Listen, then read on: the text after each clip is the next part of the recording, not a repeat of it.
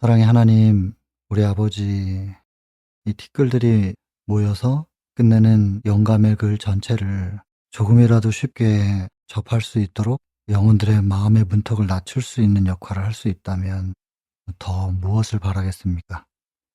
하나님의 뜻을 이루시고 하나님의 계획이 성취될 수 있게 되기를 바랍니다. 이 시간도 하나님께서 허락하시고 지켜주셨으니 성령으로 각자의 자리에 임하셔서 영감의 글을 우리가 온전히 이해할 수 있게 가르쳐 주시기를 바랍니다. 오직 우리는 기록된 말씀을 함께 확인하는 것입니다.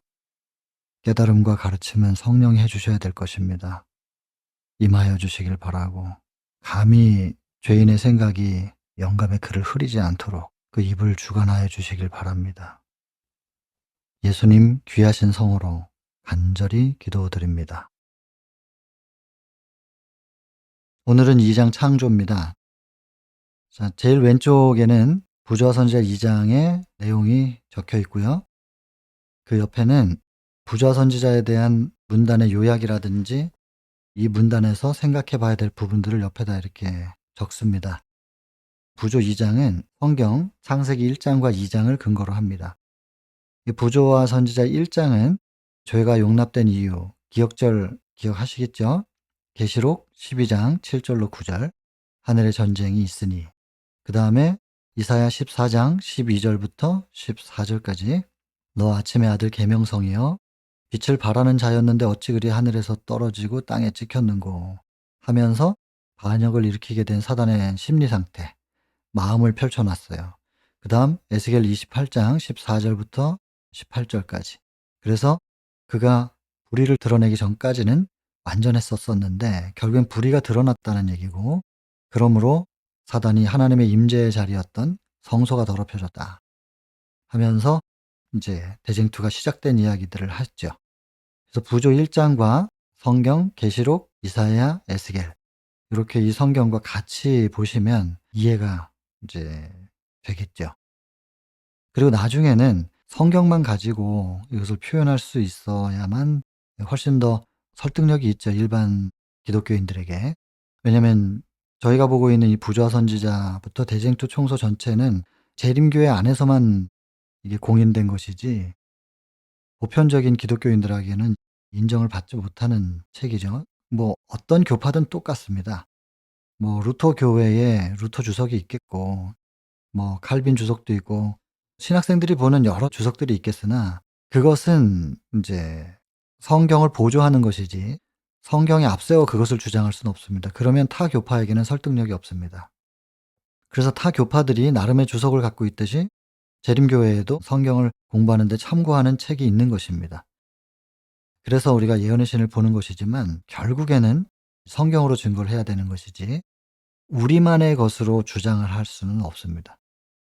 땅끝까지 복음을 전해야 되기 때문에 우리는 성경을 들고 나가야 되고 오직 성경이어야 됩니다. 근데 성경을 바르게 이해할 수 있는 이런 영감의 글들, 이것을 최대한 활용해서 성경을 바르게 이해하자는 것이지 참고서가 먼저일 수는 없으니까. 그래서 이 내용을 공부하면서 동시에 꼭 성경절을 같이 기억을 좀 해주셨으면 좋겠습니다. 그래서 구조 1장은 말씀드린 계시록과 이사야와 에스겔, 그것을 기본 본문 성경으로 합니다. 그 다음 부조 2장 창조는 창세기 1장과 2장을 근거로 하는 것이죠. 부조 3장의 유혹과 타락, 그 챕터에서는 당연히 창세기 3장이 본문 성경이 이제 되는 것이고, 그래서 차근차근 나아갑니다. 그래서 부조의 진도와 성경 진도를 같이 맞춰서 공부를 해나가시면 가장 좋은 방법이다 생각이 듭니다. 그래서 첫 번째 칸에는 부조의 내용, 두 번째는 요약한 거, 세 번째는 창세기 1장과 2장이 이제 적혀 있고, 그리고 옆에 이렇게 성경을 이제 해석해 놓은 제 나름의 이제 해석들이긴 한데, 동의하시면 여러분들이 그냥 이렇게 같이 보시면 되고, 또 제가 틀렸을 수도 있죠. 그러면 계속해서 이제 연구를 해 나가는 것이죠. 다만 제가 이 성경을 제 마음대로 해석하면 안 되기 때문에 요렇게 인제 기본을 예언의 신으로 공부를 하고 이 배경을 통해서 인제 성경을 봅니다. 그리고 그 외에 다른 주석들이 있고요. 우리 교단에 교회 주석이 있잖아요. 또 타교파 사람들은 어떻게 보는가. 그리고 성경을 여러 번역이 있으니까 다른 번역본과 특별히 원문 번역으로 참고해 가지고 보면서 이제 해 나갑니다. 그런데 여러분들이 인제 생업을 하시면서 성경을 공부하실 때 이렇게까지는 하시기 어렵습니다. 하시면야 좋겠지만은 현실적으로 하나님께서 그렇게 강요하시지도 않으실 것이고, 이제 저희 같은 사람들이 이렇게 보고 함께 말씀을 나눠 드리면 여러분들이 인제 큰 범위를 본 다음에 이런 결론을 찾기에는 많은 시간을 투자해야 되지만, 어떤 사람들이 연구해 가지고 이렇게 한 것을 여러분들이 보시고 검증은 하실 수 있죠. '진짜 그런가?' 그러면서 성경으로 검증을 하실 수 있으니까 그렇게 인제 분별하셔서 받아들이시면 좋겠다, 그렇게 생각을 합니다. 그래서 이제 창조 챕터도 오늘 하루 만에 못 끝내겠죠. 일단 오늘은 본문 내용을 보고 그다음에 성경으로도 한번 검증을 해 보겠습니다. 구조 한 10 장까지는 그대로 이렇게 좀 하고요. 10 장이 바벨탑이거든요. 그다음에 11 장에 아브라함을 부르심, 12장 가나안에서 아브라함, 그다음에 13 장에 인제 이삭을 바치는 시험. 이제 그런 11 장부터는 인제 그냥 하나의 스토리예요. 여러분도 잘 알고 계시는 스토리가 쭉 펼쳐지기 때문에 성경 이야기를 통해서 많이 들으셨던 내용이기 때문에 그 전체적인 틀에서 교훈을 찾고 그다음에 우리에게 어떻게 적용시킬 것인지를 찾고 이제 좀 빨리 넘어갈 수 있겠는데, 적어도 창세기 7 장에 나오는 홍수와 바벨탑까지는 꼼꼼히 좀 볼 필요가 있습니다. 그래서 오늘 하루 만에 끝나기는 좀 어려울 것 같습니다. 자, 성경은 다음 시간에 보도록 하고요. 오늘은 요렇게 창조를 보겠습니다. 자, 여호와의 말씀으로 하늘이 지음이 되었으며 그 만상이 그 입 기운으로 이루었다. 말씀은 예수 그리스도를 나타내죠. 입 기운은 성령입니다. 창조주의 손으로 창조되었을 당시 하면서 쭉 설명하는 요 내용들은 읽어 보셨으리라고 생각하고요. 이거는 지표나 땅 아래 바위나 공기 모든 풍경을 지금 묘사하고 있습니다. 여러분, 이 풍경을 묘사하는 요 부분, 이것이 인제 첫째 날부터 다섯째 날까지의 창조 과정을 그냥 한 문단에 이렇게 다 담았습니다. 동물 창조 얘기는 좀 더 밑에서 나옵니다. 그래서 지금 요것을 저는 어떻게 느꼈냐면 '마치 아기 방 꾸미기 같다.' 이렇게 느꼈어요. 보통 가정들 같은 경우에는 뭐 아기 방이 있다면 침대도 갖다 놓고 모빌도 사다가 뭐 걸어 놓고 그다음에 애기 옷장도 뭐 하나씩 하나씩 채우지 않겠어요? 그리고 아이가 태어날 때쯤에는 방이 거의 완성이 되고 아이가 태어나면 그냥 딱 그 준비된 자리에 눕혀지는 이런 모습이 상상이 되는 거예요. 그래서 첫째 날 빛을 만드시면서부터, 그리고 궁창 물과 물을 나누시고, 그리고 또 지표에 있는 물을 한 곳으로 모으니까 바다가 되고 땅이 드러나고 거기에서 식물들이 자라나고, 그다음에 물고기와 새들이 인제 만들어지고, 그다음에 또 포유류 동물들이 만들어지고, 뭐 이런 모든 과정들이 인간이 살기에 가장 적합한 환경을 하나님께서 만드시기 위하여 가장 마지막 날 인간을 만드실 건데, 그전에 첫째 날부터 차근차근차근 해 가지고 마치 아기 방을 다 꾸미는 그런 모습처럼 인제 저는 보여졌습니다. 그래서 '아기 방 꾸미기다.' 이렇게 저는 적어 놓았습니다. 천사들이 이걸 보고서 너무 기뻐했대요. 하나님은 굉장히 창의적인 분이시라서 지구가 창조되기 전에 다른 행성들이 많이 창조가 됐을 겁니다. 우주 거민들이 분명히 있고 지구가 막내예요. 이 지구 이후로는 창조가 이루어지지 않은 것으로 알고 있어요. 왜냐하면 지구 창조가 되고 사단이 딱 자리를 잡으면서, 만약에 지구에서도 사단을 거절했다면 사단은 거할 곳이 없었을 거예요. 어떤 행성에서도 자기가 있을 곳이 없었을 테니까 다 거절을 당하면 그다음엔 인제 사단은 자기들 무리들, 사단과 그의 사자들끼리 뭐 어딘가에서 뭐 떠돌면서 살든 살았겠지요. 아니면 자기들은 창조를 못하니까 텅 빈 어떤 행성에 가 가지고 화성 같은 데 가서 이렇게 살았을지도 모르겠는데, 그들끼리만 살면서 무슨 일이 벌어지겠어요. 지금 지구를 대상으로 해서 뭔가 대쟁투를 하다 보니까 타겟이 인간인 거죠. 근데 그런 타겟이 없으면 자기들끼리 싸울 거거든요, 죄를 품은 존재들은. 그래서 사단의 무리는 결국엔 어떻게 되는가가 증명이 됐었을 거라고 저는 생각해요. 이건 그냥 제 생각이에요. 여러분들 생각하고 다르면 그냥 안 받아들이시면 돼요. 다만 어쨌든 저는 그래서 끝내는 사단의 무리는 결국엔 어떻게 된다라는 게 증명이 되고, 하나님과 분리된 생명들, 그들의 무리들의 삶은 결국 이렇게 되는 거구나. 이게 악이고 이게 죄의 결과구나. 이것이 명확하게 증명이 되면 뭐 하나님께서 소멸시키실 수 있었겠죠. 그런데 지구에서 최초의 인류가 받아들여 주는 바람에 이것이 인제 좀 길게 지금 대쟁투가 이어지게 되는 거예요. 그리고 지금은 타겟이 인간이기 때문에 자기들끼리는 잘 안 싸울 거예요. 공공의 적이 있기 때문에 자기들끼리는 연합이 되겠죠. 그러나 만약에 이렇게 타겟이 없었으면 분명히 자기들끼리 싸웠을 거예요. 그래서 대쟁투는 아마 그렇게 흘러갔을 것이고, 지구 창조 이후에는 어쨌든 이것이 완전히 소멸되기 전까지는 새로운 창조를 하나님께서 하실 수는 없었다. 이렇게 보는 거죠.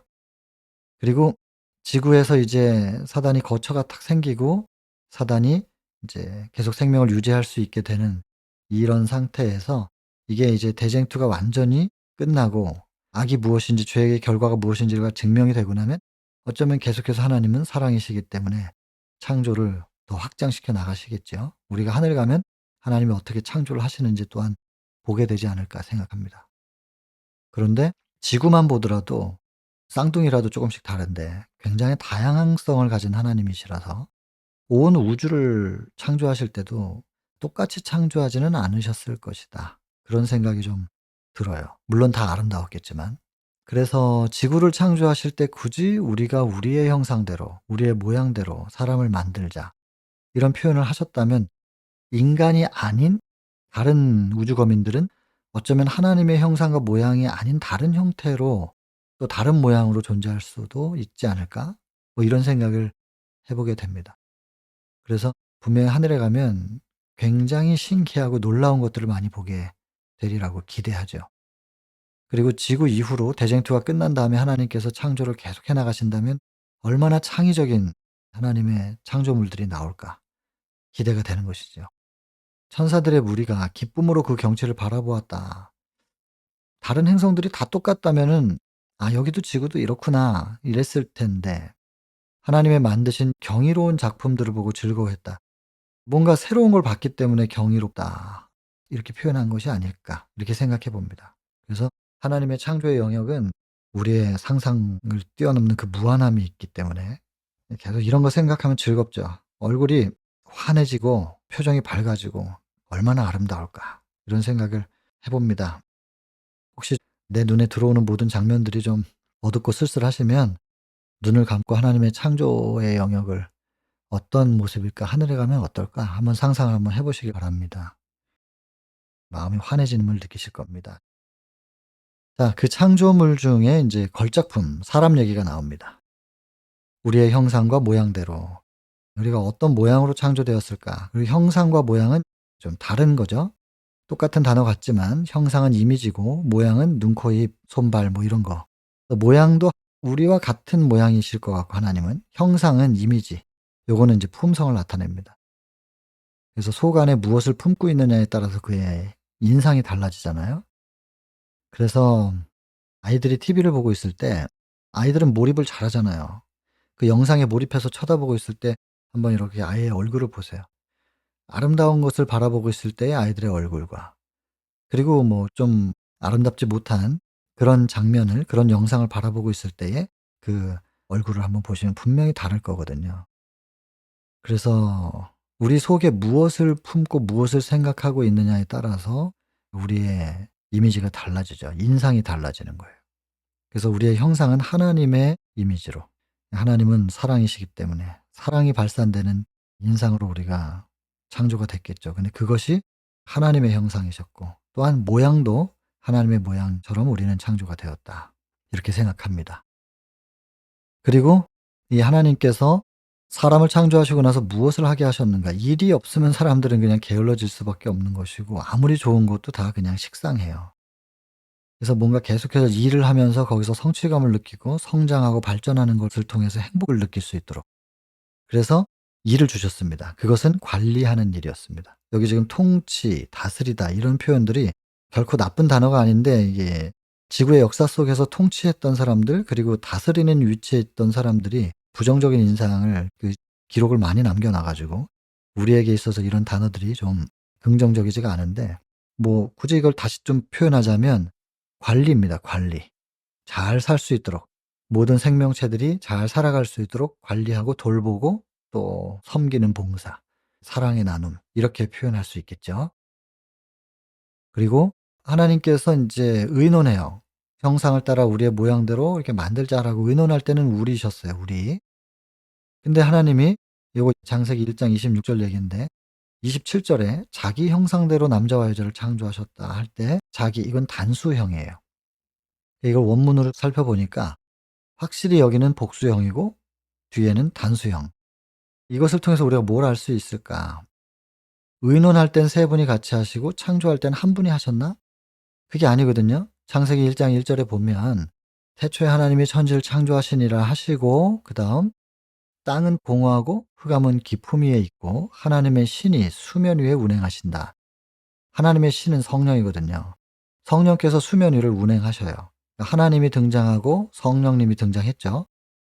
그다음에 하나님이 가라사대 말씀하시면서 하나님의 아들이 등장하는 거예요. 말씀 하나님. 이 세 분 하나님이 함께 창조를 하신 것입니다. 그래서 우리가 전장에서도 봤지만 구조 1 장에서 보면 욥기 33 장을 인용했죠. 그래서 하나님의 신이 나를 지었고 창조주의 능력이 나를 살리셨다. 신과 능력, 기운 이것은 성령을 상징하기 때문에 성령이 창조주다. 그 말이에요. 근데 요한복음 1 장에서는 또 말씀이 하나님인데 3 절에 보니까 그로 말미암지 않고 지어진 게 하나도 없대요. 그럼 말씀 하나님도 창조주인 거예요. 결국에서는 하나님의 성령도 창조주, 말씀 하나님도 창조주. 그러면 여러 하나님께서 창조하신 건데 여기서 한 분이 창조하신 것으로 이렇게 묘사를 합니다. 그렇다면 여기서 우리가 뭘 볼 수 있느냐면 하나님도 창조를 위해서 의논을 하실 때는 복수였다가 창조를 실행하실 때는 하나가 되셨네.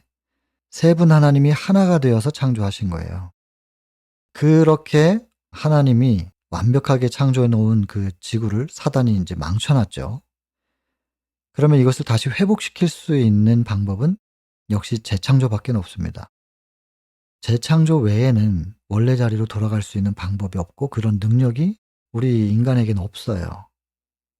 하나님께서 창조해 놓으신 그곳으로 이 모든 것을 다 회복시킬 수 있는 능력이 우리한테는 없습니다. 그러니까 재창조가 이루어져야 되고 재창조가 이루어지려면 창조주가 선포돼야 되고 사람들이 창조주를 온전히 바라보고 창조주를 만나고 그 경배가 그분과의 함께함이 회복이 돼야만 새롭게 창조함을 받는 거죠.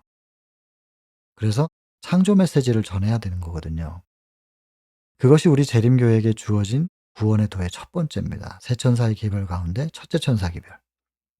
그래서 이 창조 기별을 전하는 사람들도 역시 하나가 되어야만. 그래서 예수님께서 십자가에 못 박히시기 바로 직전 그 절박한 순간에 당신 자신을 위해서 기도를 하잖아요. 요한복음 17 장에 성경에는 위대한 기도들이 많이 등장하지만 그중에서도 예수 그리스도의 기도 가장 위대한 기도겠죠. 예수께서 기도하시는 내용이 요한복음 17 장에 잘 나와 있습니다. 이제 때가 되었습니다. 내가 아버지를 영화롭게 하겠습니다. 그러니 하나님도 저를 통해서 영광 받으십시오. 그렇게 하면서 기도를 시작하면서 유명한 성경절 3 절에 영생은 유일하신 참 하나님과 그의 보내신 자 예수 그리스도를 아는 것이니이다. 나에게 맡겨주신 이들에게 하나님과 나를 내가 전달했고 그들이 이제는 알았다 하시면서 이제 우리를 알게 된 이들이 저는 이제 모든 사역이 끝났지만 이들에 의해서 이제 온 인류를 향해서 기별이 전파되어야 되는데 하나님 이들에게 능력을 주시고 지혜를 주시고 그런 것들이 당연히 다 나오는 얘기지만 이 기별을 전하는 일을 감당할 수 있도록 하나 되게 해 주십시오.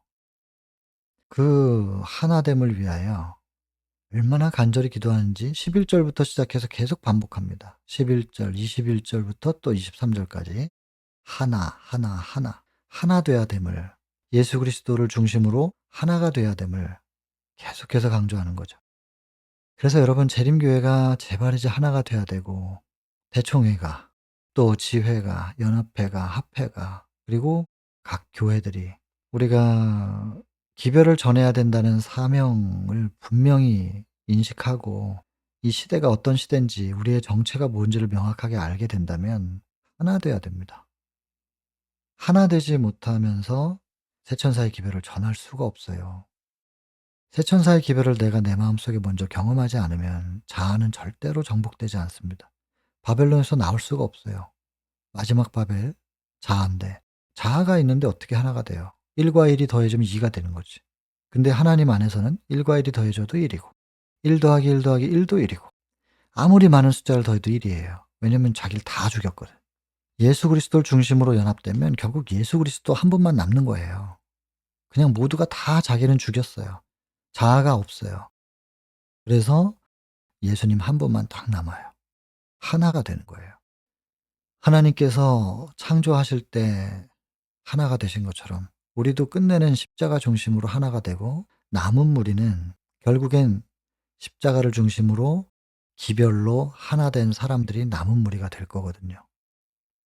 대단히 중요한 부분입니다. 이 창세기 1 장에서 우리였다가 왜 복수였는데 하나가 되셨는가. 굉장히 큰 교훈이지요. 그러면서 인제 사람을 창조하셨는데 사단이 이거를 또 뭐 진화론이 어쩌고 뭐 이러면서 뭐 이건 더 이상 언급 안 해도 되겠죠. 이게 수준을 저하시켰지만 하나님의 창조의 산물이라는 거, 우리는 하나님의 자녀라는 거 이건 뭐 부정할 수가 없습니다. 너무나 명확하다. 우리는 그렇게 믿습니다. 그리고 동물들에 대한 이야기가 나옵니다. 인간들이 그들보다 조금 낮은 차원의 존재들을 다스리고 그 대표자로 세움을 받았는데 그 낮은 차원의 존재들은 인제 동물들 말하는 거죠. 그래서 하나님의 주권을 이해하거나 인정할 수 있는 능력은 없어요, 동물들은. 원숭이가 아무리 머리 좋아도 돌고래가 머리 좋아도 기도를 하지는 않거든요. 모르겠네요. 하늘이 또 동물들을 관리하는 게 있긴 있겠죠. 그런데 어쨌든 그들이 하나님의 주권을 이해하거나 뭐 인정할 수 있는 능력은 없다고 여기 적혀 있습니다. 그러나 사람을 사랑하고 섬길 수 있도록 창조는 되었습니다. 그래서 원래 사람 말을 잘 들어야 되는데 이게 지금 인간이 죄를 범함으로 인해서 우습게 돼 버렸죠. 그러니까 동물들이 사람을 우습게 보고 자꾸 강아지들이 인제 덤비고 이러잖아요. 그러면 이렇게 무서워할 게 아니라 이렇게 강아지를 쳐다보면서 얘기하셔야 돼요. "에덴 동산 같으면 있을 수도 없는 짓을 네가 하고 있구나." 이러면서 조용히 하라고 그러셔야 됩니다. 덤비려 그러면 꼿꼿이 서서. 도망갈 게 아니라 꼿꼿이 서 가지고 가만히 있으라고 하면서 조용히 하라고. 이렇게 좀 당당하게 말씀하실 수 있으면 좋겠다. 그런 생각이 듭니다. 그러나 너무 미안하고 사실 온 지구에 있는 생명체들한테 다 미안하죠. 인간이 죄를 짓는 바람에 다 고생하는 거거든요. 천연계가 전부 다 신음해요. 이렇게 생각을 하면은 개미 한 마리도 함부로 못 죽이겠어요. 사실 그들을 돌보는 게 우리의 일이었는데 천연계와 생명체들에게 좀 미안한 마음도 우리가 좀 가졌으면 좋겠다. 근데 여러분 이거 그냥 엉뚱한 얘기한다고 생각하지 마시고 우리의 마음가짐이 원래 우리의 정체가 무엇이었는지 생각하면 자꾸 이렇게 겁내지 않으셨으면 좋겠어요. 두려워하거나 겁내거나 그러지 않으셨으면 좋겠고 또한 우리 때문에 고생하는 모든 생명체들에게 미안함을 갖는 것은 창조주를 마음속에 모시고 우리가 창조주의 아들이라고 하는 혹은 딸이라고 하는 이 정체를 분명히 하는 사람들이 가져야 될 마음이 아닌가 저는 그렇게 생각합니다. 그다음에 인간은 하나님의 일을 이해할 수 있었습니다. 동물들은 이해할 수 없었지만 인간들은 이해할 수 있었고 인간의 본성은 원래 범죄하기 전에는 하나님의 뜻과 조화되어 있었던 것이고 그들의 사랑은 순결했고 특별히 식욕과 감정은 이성의 지배 아래 있었다. 범죄한 이후에 이 식욕과 감정 이런 것들이 인제 이성의 지배 아래 있지 않기 때문에 감정이 마음대로 표현이 되고 식욕도 마음대로 표현이 되고 그걸 통해서 더 스스로를 절제하거나 조절하지 못하도록 만들어내고 이게 계속 악순환이거든요. 완전히 순종하면 행복하다. 여러분 이 순종이라고 하는 것은 오해 없으시길 바랍니다. 이건 하나님과의 조화입니다, 조화. 여기 보시면은 본성은 하나님의 뜻과 조화될 수 있었다, 조화. 이게 곧 순종이에요. 그래서 이 순종이라는 단어 상당히 많이 인제 왜곡돼 있다고 저는 느껴요. 순종이라는 단어가. 그리고 하나님과의 조화라는 거. 순종도 여러 가지지만 행위의 순종 같은 건 그냥 되어지는 겁니다. 자연스럽게. 하나님과의 조화가 이루어지면. 그래서 완전히 순종하면 행복하다. 완전히 조화되는 게 행복이죠. 구조 1장에도 나왔잖아요. 우주의 질서, 그게 율법인데 그것과 율법과 조화되고 있을 때는 서로 간의 관계도 사랑이고 믿을만하고 아무 불협화음이 없는 행복이죠. 뭐. 거기서 벗어날 때 이제 불행이 생기는 거니까. 그래서 행위의 순종을 통해서 행복을 얻는다? 절대로 그게 먼저가 아닙니다. 행위의 순종 아무리 철저히 해보세요. 과거 이스라엘 예수님 당시에 내가 율법의 의로는 흠이 없었다고 사도 바울이 자신 있게 말하는 그 율법의 의, 행위의 의인데 그거 순종한다고 행복한가요? 어쩌면 자기가 의롭다고 하는 자기 만족이 있을 수는 있어도 공허하거든요. 그러니까는 스데반의 죽음을 보면서 바울이 충격을 받죠. 어떻게 돌을 맞으면서 저렇게 빛이 나지? 어떻게 저럴 수 있지? 나는 아닌데. 본인으로선 상상할 수 없는 경지예요. 공허하니까. 인정할 수밖에 없는. 아무리 행위로 완전을 추구하고 그렇게 해도 자기의 의지와 노력으로 그 겉모양을 꾸며가지고 완전한 것처럼 보인다 할지라도 그것은 공허합니다. 우리의 본성, 우리의 심령이 하나님과 조화를 이룰 때 그때는 행복했었던 거예요. 지금 그게 깨져 있는 거죠. 그래서 인간이 온전하게 행복하기는 좀 어렵죠, 이 땅에서. 그래도 예수님으로 우리가 위로받고 뭐 예수님도 이 땅에서 맨날 행복했던 것만은 아니니까 눈물 흘리실 때도 있었고 괴로울 때도 있었고 그러나 사명으로 사셨던 것처럼 우리도 그렇게 살다가 끝내 주님 재림하시면 하늘 가면 우리는 완전한 행복을 경험하게 될 겁니다.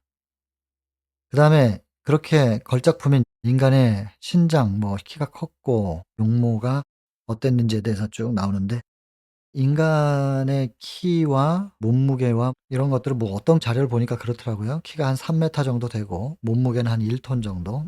그 정도가 가장 균형 잡힌 몸이다. 그렇게 얘기하는 걸 봤어요. 그리고 노아 홍수 가운데서 버틸 만한 그 방주. 그것은 물론 하나님께서 보호하긴 하셨지만 그 당시에 목재들의 나무들의 인제 견고함, 내구성이 얼마나 강했는가 이제 알 수 있고 그런 나무들을 잘라 가지고 배를 만들 정도의 힘, 체력 뭐 이런 것들을 다 종합해 가지고 뭐 그렇게 인제 '아담은 이랬을 것이다.' 하는 거를 본 적이 있습니다. 근데 대략적으로 여기다 지금 묘사를 했는데 와이프인이 하늘에 가 봤죠. 갔더니 아담의 키가 제일 컸다고 그렇게 적혀 있는 거 보면 지구상에 존재했던 어떤 사람들보다도 구원받은 사람들 중에 아담이 제일 키가 컸다고 하니까 어느 정도 키였을까. 하와는 아담보다 키가 조금 작게 창조되었다고 되어 있습니다. 그게 보기가 딱 좋은 모양이에요. 그다음에 의복은 없었어요. 사람이 만든 의복은 없지만 천사들처럼 빛의 옷, 영광의 옷을 입고 있었다. 영광은 품성입니다. 그래서 뭐라고 하죠? 그 아우라 뭐 이런 말 하잖아요. 그 사람 뒤에 이렇게 뭔가 보이는 것 같은. 이게 인제 사실은 인상, 얼굴로부터 이렇게 발산되는 그 사람의 인상이겠죠. 그래서 말씀드린 것처럼 무엇을 품고 있느냐에 따라서 사랑을 품고 있는 사람은 사랑의 인상이 싹 발산되면서 환하게 보이는 이제 그것이 지금 인간에겐 좀 미약하지만 최초의 인류에게는 이렇게 영광의 옷이 있었다. 이 옷을 회복하게 될 겁니다, 우리가.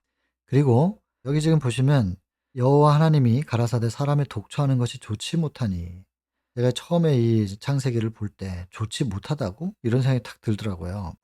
아니 하나님이 창조하신 에덴 동산에 좋지 못한 게 있을 수가 있나? 근데 여기 적혀 있으니 그렇다면 이것은 하나님이 실수하신 것이냐? 하나님은 실수하실 수 있는 분이 아니잖아요. 근데 좋지 못한 게 있다. 그러면 이건 하나님께서 일부러 좋지 못하게 창조하신 것이다. 이렇게 밖에는 볼 수 없습니다. 그럼 하나님께서 의도적으로 뭔가 뜻을 가지고 좋지 못하게 창조하셨다면 그 이유가 뭘까? 이걸 인제 궁금하게 생각이 됐었죠. 그리고는 뒤적뒤적 하다 보니까 여기 있어요. 보시면 아담이 창조된 후에 모든 동물은 각각 그들의 이름을 받으려고 그의 앞으로 인도가 됐는데 이때만 해도 아담 혼자예요. 여자가 없을 때예요. 아담이 동물들의 이름을 다 짓다가 보니까 그는 각 동물마다 짝이 주어진 것을 보았다. 다 둘씩이란 말이에요, 암수가. 근데 자기한테는 없는 거예요. 돕는 배필이 없었다. 그러니까 인제 둘씩 이렇게 가는 걸 보고, 물론 뭐 동물들이 다 아담의 친구이고 아담 곁에서 있어 줬으니까는 혼자는 아니지만 같은 정서를 나눌 수 있는, 교감할 수 있는 자기와 같은 대상. 천사도 있었어요 심지어. 천사들하고 대화도 하고 하나님이랑도 대화하고 그랬지만 그래도 자기와 같은 사람이 없이 자기 혼자 있는 것은 굉장히 사람을 힘들게 만드는 거죠. 그래서 하나님께서 창조해 주신 그 에덴 동산이 다 얼마나 완벽하고 아름답겠어요. 근데 좋지가 않은 거예요. 여기 밑에 보면 반려자가 없었다면 에덴의 아름다운 광경과 유쾌한 노작도 완전한 행복을 줄 수 없었을 것이다. 행복하긴 하죠. 그러나 완전한 행복은 못 느끼는 거예요. 뭔가가 비어 있어요, 혼자는. 그래서 아이들도 혼자 키우면 안 되고, 내가 자녀를 하나만 낳았다면 이 자녀와 어울릴 수 있는 그 또래의 아이들하고 만날 수 있는 뭔가를 만들어 줘야 되는 거죠. 그렇지 않으면은 행복할 수가 없거든요. 그래서 너무 아이들을 고립시켜서, 물론 그 홈스쿨도 필요하고 이 시대가 그렇기 때문에 필요하고 뭐 시골 생활도 당연히 필요하죠. 가능하다면 그렇게 해야 되는데 그렇다 할지라도 혼자 키우는 것은 좀 문제가 있어요. 그래서 이런 뜻을 모아 가지고 이 아이들 그 또래 집단을 같이 좀 어울릴 수 있는 요런 모임들이, 같이 시골 생활도 하고 같이 홈스쿨링도 하면 참 좋겠는데, 그걸 위해서 기도해야 되겠죠. 아담이 행복하지가 않은 거예요. 뭔가 허전해요. 일부러 하나님께서 이렇게 하신 거예요. 그래서 동물들은 딱 창조돼 가지고 눈을 떠 보니까 옆에 자기 짝이 있어요. 당연한 존재예요. 나중에 같이 살면서 동물들도 서로 뭐 소중하게 생각하는 것 같아요.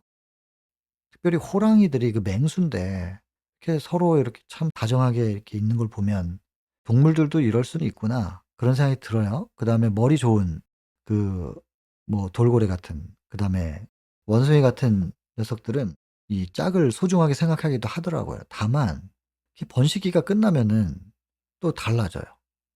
그게 인제 동물들이고.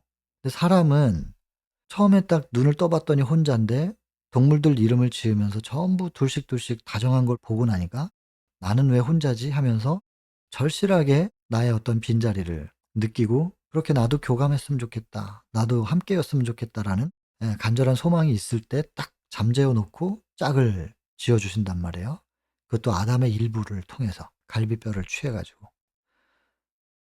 왜 상황을 이런 식으로 만드셨을까 하나님께서? 동물들과 사람은 분명한 차이가 있어요. 사람은 뭘 할 수 있어야 되냐면 서로가 사랑을 할 수 있게 만들려고. 그냥 필요하니까, 필요한 것을 충족시켜 주는 대상이 소중한 게 아니죠. 그냥 근데 필요가 다 채워지고 저 대상을 통해서 내 필요가 채워질 필요가 이제는 없다면, 다른 방법으로도 얼마든지 필요가 채워질 수 있다면 나의 빈자리를 채워주던 필요한 존재가 필요하지 않게 되잖아요. 필요하지 않으면은 버리는, 돌아서는. 그래서 새끼를 끝까지 지키는 거는 암놈이죠. 순놈은 그냥 떠나거든요. 동물들의 세계가 그래요. 사람이 요즘은 동물처럼 돼 버리긴 하는데 원래 사람은 그런 게 아니란 말이에요. 나한테 필요가 있고 나를 채워줄 수 있어서 그 사람과 함께 있는 게 아니라, 사랑을 하기 때문에 나에게 필요가 없어도 그 사람은 소중할 수 있는 거거든요. 사랑하게 하려고 다른 동물들 창조하는 과정하고 사람 창조하는 단계가 다르게, 하나님께서 그렇게 다르게 창조하셨다는 겁니다. 그래서 처음부터 암수를 창조한 동물, 사람은 남자 먼저 만들고 그다음에 여자를 후에 만드신 이유가 있는 거죠. 사랑하게 하려고. 그래서 가정은 철저하게 사랑의 가정이어야 되고, 나중에 이제 교육책을 한번 보세요. 교육책에 보면은 하나님께서 이 가정을 만들어 주신 것은 철저하게 사랑의 학교로 만들어 주셨다고. 그래서 두 사람이 서로 함께 있으면서 사랑을 깨닫고, 또 자녀를 낳으면서 더 깊은 사랑을 깨닫고 사랑을 배우게 하는 학교로서 가정을 주신 거죠. 그리고 사랑함으로 인간은 창조를 할 수는 없지만 남과 여가 사랑을 함으로 자기들을 적절하게 닮은 아이들이 태어날 때 그 창조의 모조를 경험하는 거예요. 그리고 그 아이들을, 사랑이 생길 수밖에 없는 거잖아요. 이건 어떻게 설명할 수 없는 건데, 에녹이 무드셀라를 낳고 하나님과 더 깊이 동행하게 된 것처럼 자녀를 낳고 그 사랑을 통하여 하나님께서 나에 대한 사랑 어떻게 하신 것인지, 그 사랑을 깨닫게 됨으로 하나님과의 관계도 더 깊어지는, 그래서 사랑을 배우라고 학교로 주신 건데 사단은 이 가정을 깨트려요. 공격하죠. 그래서 사랑하지 못하게 하고, 그리고 창조의 모조를 경험하지 못하게 하고, 그러니까 요즘 사람들은 결혼해도 자식을 안 낳아요. 그리고는 내리사랑이 뭔지를 잘 몰라요. 남녀 간의 사랑은 요즘 많이 변질돼 가지고 아까 말씀드렸던 필요 충분 조건으로 서로를 소중하게 생각한단 말이에요. 근데 인제 그게 범죄 이후에 나타난 현상이지만 그것이 자녀를 낳아 보면 이제 '아 이런 사랑의 세계가 있구나.' 이제 좀 깨닫지요. 그렇게 함으로 인제 하나님의 사랑을 더 깊이 알게 되는 건데, 가정을 공격해 가지고 사랑을 깨트리고, 그리고 창조의 모조를 경험하지 못하게 하고, 그러니까 하나님하고는 점점 멀어지는 거예요. 사단이 가정을 공격하는 이유가 있고요. 그리고 또 어쨌든 결혼을 한다 할지라도 자녀를 낳지 않는 것을 괜찮게 생각하는, 고렇게 생각할 수 있는 정서를 형성하는 것도 사단의 역사입니다. 그리고 또 하나는 동성끼리 결혼하는 것도. 동성끼리 결혼해서 아이를 낳을 수가 없거든요. 창조주의 사랑을 경험하지 못하도록 최대한 차단시키는 거예요.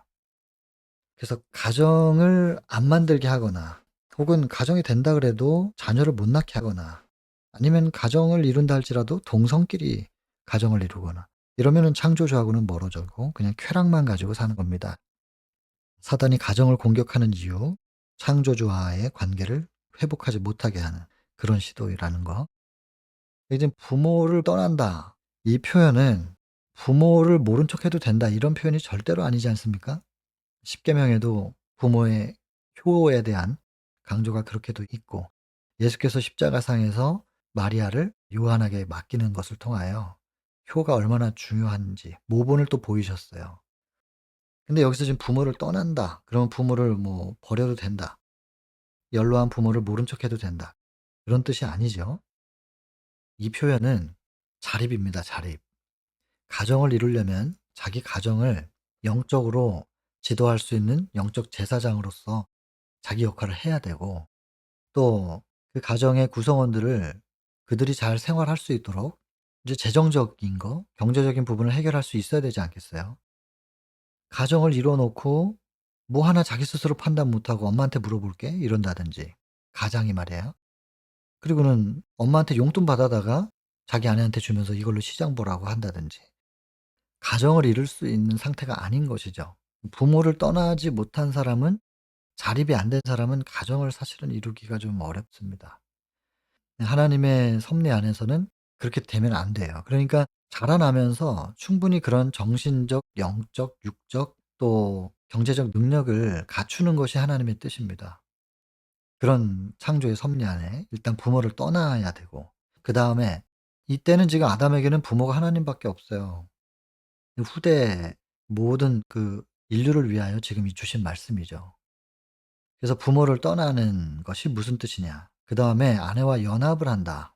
연합이라고 하는 것과 한 몸을 이룬다는 것에 이 순서의 차이를 뒀습니다. 연합이 먼저고 그다음에 한 몸입니다. 연합은 결혼 의식이죠. 약속이에요. 그리고 하나님께 인정받는 거예요. 이 사람과 내가 결혼을 통하여 하나가 되어도 되겠습니까?